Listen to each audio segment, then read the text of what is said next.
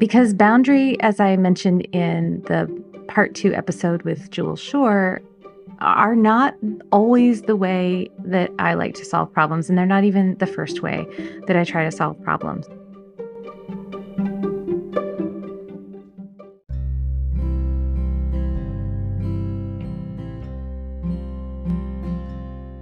Welcome to Making Polyamory Work. Hi, I'm Libby Sinback, and I want to thank you for being with me today. I am a queer polyamorous mom and an integrative relationship transformation guide, and I am committed through my work to helping people who live and love outside the status quo have extraordinary relationships, because relationships are at the core of our well-being as humans. I think love is why we're here and how we heal. I'm wrapping up this little mini series on boundaries. It's not the last time I'll talk about boundaries, but I think for now, I'm going to move on to other topics, which I'm excited about. But I wanted to wrap up this little mini series by talking about when I wouldn't use a boundary if something was happening in my relationships that didn't feel okay to me. Because boundary, as I mentioned in the part two episode with Jules Shore, are not always the way that I like to solve problems. And they're not even the first way that I try to solve problems. Now, before I dive into these, I just want to say this is how I do it. This is not like research back, scientifically proven the best way to do it. It's just what I figured out for myself. And I think different people are going to want to do it differently. Some people might actually have the hierarchy go in reverse order for them than the way that I go. But I do have a hierarchy of how I prefer to solve problems. And it goes like this. The top tier, my first choice, is to co-create. So what do I mean by co-create? I mean that my top way that I like to solve problems is to come into a conversation with the problem without a solution, but just with the problem. And then I want to be able to share what's going on for me, have the other person share what's going on for them, and for us to come together and figure out a solution that we both are happy with. Now, that way, it really is my top way. But not only is it not always possible because the person that I'm speaking to just isn't up for that kind of thing, but it doesn't always make sense for that to be how we address a problem, because sometimes it's just not that complicated. Or we just don't have time and we need to move quickly, or the other person really just doesn't care very much about it. And in which case they're just okay with having a request. Or maybe one person has more time to co-create and the other person really doesn't have the time to really think about what they want or what's important to them or discuss it or hash it out. And what they really want is just to say yes or no to something. So, but it is, co-creation really is my favorite way. I really like to put what's happening with me on the table alongside what's happening for you, and to work through a very collaborative solution. So what would that look like in practice? Let's say one of my partners keeps coming home late when they are out, and it's making me feel stressed out and concerned about them. And so that's my problem that I'm having. But I don't really know everything about what's going on for my partner and why they're showing up late. And so what I want to have is a collaborative conversation about it first. Like, I want to say, hey, this is what's going on for me. Hey, what's going on for you? How can we move forward and have maybe a strategy for how, like, my feelings about you running late can be addressed, while also, what your needs around flexibility around time might be. The benefit of co-creation is that whatever thing happens next, whatever solution there is, both of you sort of have skin in the game on it. And also, usually what I might do is like a direct request, which is the thing I'll get to in a minute, might not be as good a solution because I'm missing half of the equation of what's going on. And so it can be really helpful to have that co-creation conversation without having like a request on the table that you need to negotiate. But instead it's just like, I have this problem, you have this problem. What are our problems? How can we work with what we have? So that's my first and most favorite way. Being said, that way is also a time consuming way to address problems. It's also resource intensive. And it's also more intimate because you're in a place of vulnerability. You aren't showing up just asking for a yes or a no or proposing a solution. Instead, you're showing up going, I have a problem and I want to be in the messy middle with you. And not everybody's going to be up for that. I want to say like intimacy, honestly. So there are all kinds of reasons why you might not go for co creation. So then the next level down would be direct request. Direct request sounds like just what it sounds like. I'm making a direct request. So, what happens here is I have thought about the problem and I have thought about a possible solution that would work for me. Maybe it's something that I know has worked for me in the past. Maybe it's even a request I generally have of people that I'm close to. Either way, the request is an ask of someone else to do something differently than what they're doing.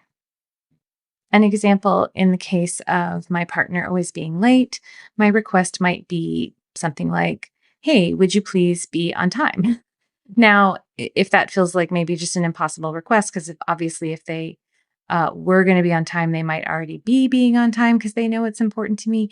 But so what I might ask instead is, hey, if you're running late, send me a text just so that I know that you're on your way, so that I don't wonder where you are or feel like you're not thinking of me and how I'm waiting on you.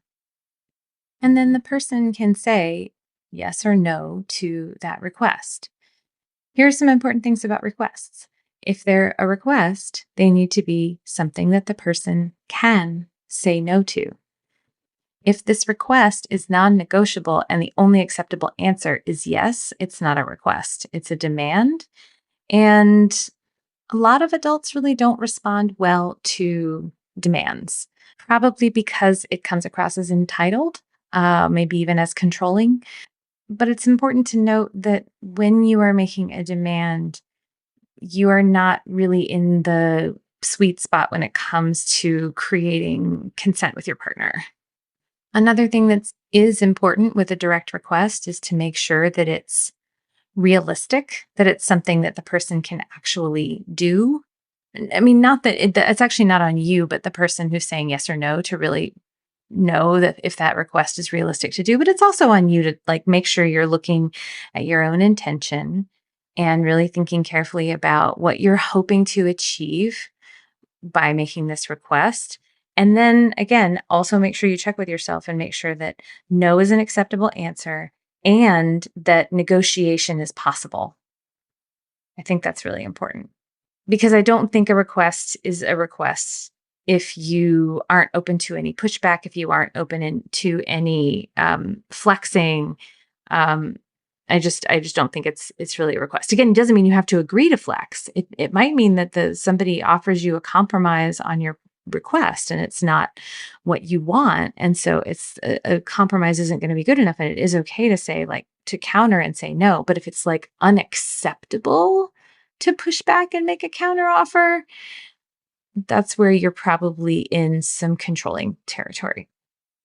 I also just want to acknowledge, of course, making requests is a little vulnerable and uncomfortable. Maybe not as vulnerable and messy as the like co creation strategy, but there is vulnerability in having to formulate what you really want and then put it out to someone that presumably cares about you and give them the opportunity to say yes or no, and then deal with what the feelings might be that come up for you if the answer is a no or if it's a yes. Like getting a yes can sometimes be as uncomfortable or more uncomfortable than is getting a no in a request, particularly if you're someone who feels really vulnerable receiving things, who feels like they have to earn their sense of worthiness and worthiness of love, etc.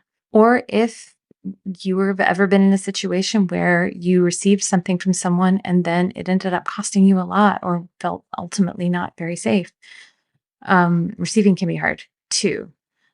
I do find that request is probably one of the most common ways that I get what I need. I don't always get my request agreed to, but I do get the opportunity to think about what I really need and reflect on that and then have a really good clarifying conversation, hopefully, with the person I'm making the request of. And requests are really useful and easy if it's like a clear, easy yes or no question. Uh, if it's really important to one of you, but it's not really important to the other one. And so the other one is just not going to probably do all that self-reflection part to figure out what they want. And so it's kind of on you to then figure out what you want and then make the request. But again, requests can also be collaborative in that you can make a request. The person has to then sit with whether they're a yes or a no. And then if they're a no, then they might be a no, but how about this? And like sort of making a counter offer. So then you can kind of veer into like co-creation. But the difference between a request and co-creation is that you've spent some time thinking about the solution and you really are kind of solutions focused rather than in the mess of like being in the problem together. Okay, last one. Boundaries. When do I prefer to use boundaries? So, pretty much universally, I'm going to try either a direct request or co creation, sometimes both, with someone before I'm going to go to boundaries. And again, that's because for me, I value collaboration and connection really, really highly. I don't like acting unilaterally, and boundaries are unilateral. A boundary is about your behavior exclusively, and boundaries are about a clear line between what is and is not okay for you. So if co-creation and or direct requests just have not worked, so the other person is unable to participate in helping me make the change that I would like to see happen, then I'm going to move to boundaries. And if you haven't listened to last week's episode, 6 Steps to Setting Boundaries with Julianne Taylor Shore, just pause here and just go listen to that episode because it goes over the 6 steps of how to set a boundary, how to decide why you would set it, what action you would take to assert it, thinking about how the other person's going to respond when you share this with them, how you're going to feel about their response, and then making a care plan for yourself, and then restating the boundary, imagining some pushback. Now, I want to be clear, I have used boundaries with every single person in my life. But where I decide to set a boundary is where I know for sure I can't count on the other person to do what I need. So, using our example of the partner who comes home late, let's say we sat down and we tried to co create a plan together, and that didn't work. He still kept showing up late. And then I made a direct request of him, hey, can you text me when you're going to be late so that I don't worry, or let me know to go to bed if you're going to be late so that I don't wait up for you. And even that has not been working. There have been multiple nights where I have stayed up waiting for him and he hasn't texted me, and I just get angrier and angrier, and I'm tired of it. Then, where you might move is to boundaries, where you might think to yourself, okay, my partner, I clearly just can't count on them to do what I need them to do in order for me to be okay. So then, how do I make sure that I feel okay so that I don't keep experiencing this? So, to start going through Jules's 6 steps, step one would be why? Why would I set a boundary to protect myself from this experience? So just getting really clear, I don't want to be pissed off at my partner. I don't want to be in this situation where I'm worrying about them. I want to make sure that my time is valued and that I'm using it effectively, and sitting around waiting feels really terrible. So you think like, is that a big enough why? Yeah, like me feeling happy with how I'm spending my time, and also me not being pissed off and resentful towards my partner are like really big reasons to have this boundary. Then the second step is going to be, what is the action that I'm going to take to protect myself from the experience that I don't want to have? And this one is where it gets tricky because we've tried requests, we've tried asking for the other person to do something differently. And so now it's on us. What can we do that's fully in our control to protect ourselves from this experience? I mean, one thing you could do is you could say, if you're more than 5 minutes past the time you said you were going to come home, I'm either going to go to bed or I'm going to get engaged in something else, or I'm going to leave. But I'm just going to like move on with my day and not wait for you. Wait, and we may not get a chance to reconnect when you get home. But maybe that's not even a good enough boundary because that's sort of a reaction that you're going to have to the thing happening that you don't want to have happen.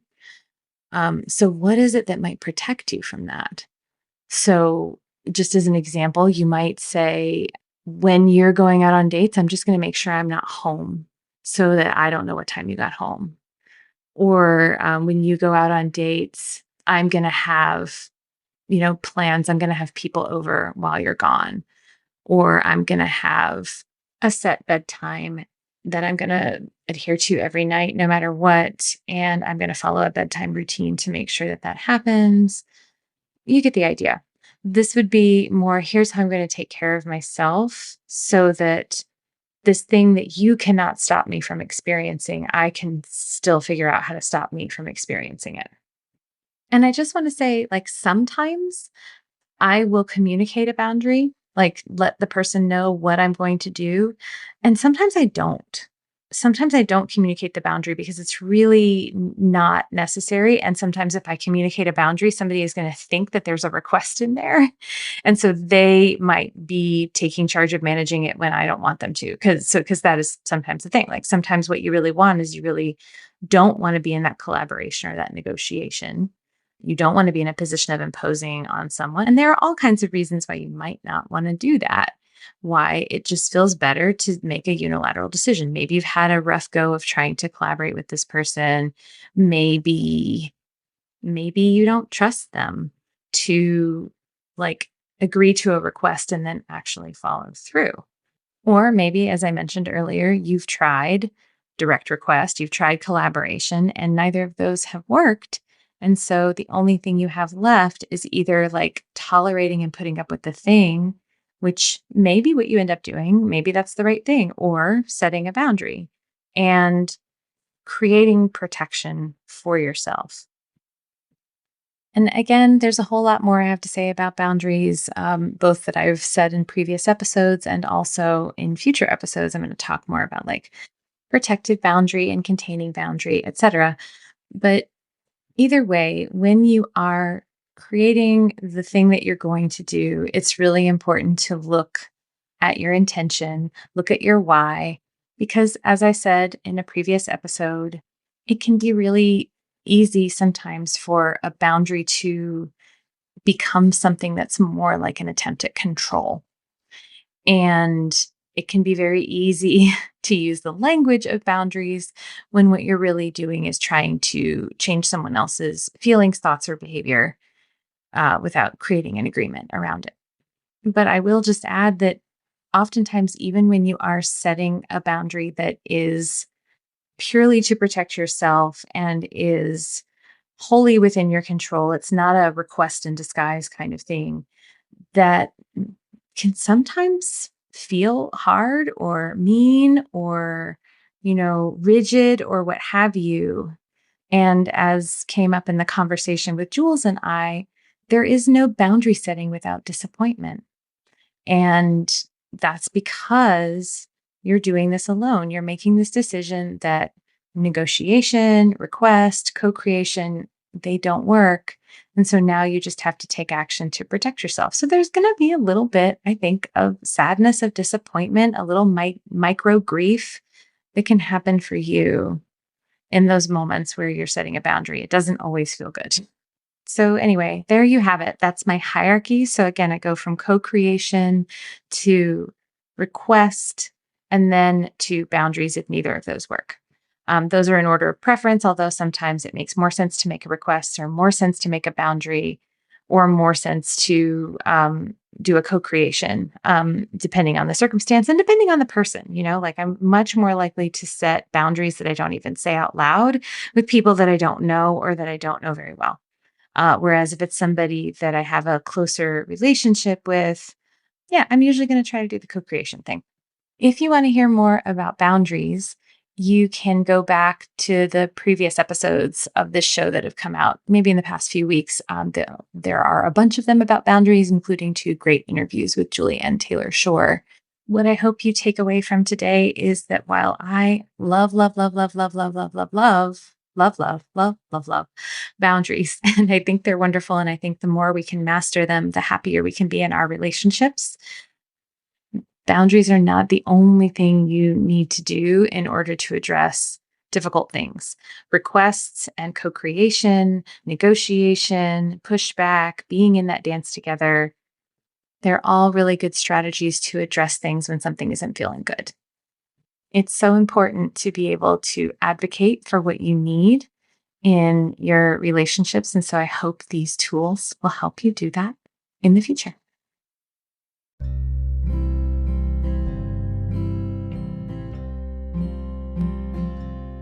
Thank you so much for joining me today. If you have any thoughts about what I've said today or a question for the show, I'd love to hear from you. You can find me on Instagram as ThatPolyamMom, or you can go to the show's website, makingpolyamorywork.com, and submit a question there. I'll also say that if you're loving my podcasts, but you are looking for more support, I do this for a living. I am an integrative relationship guide. So I help individuals, couples, and groups have amazing relationships. You can find out more about my offerings on my website. If you love this podcast, please share it with your friends, your networks, your Facebook groups, your coworkers, your family, etc. And make sure you subscribe so you don't miss an episode.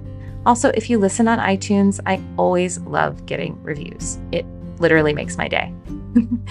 And it'll also help more people find the show.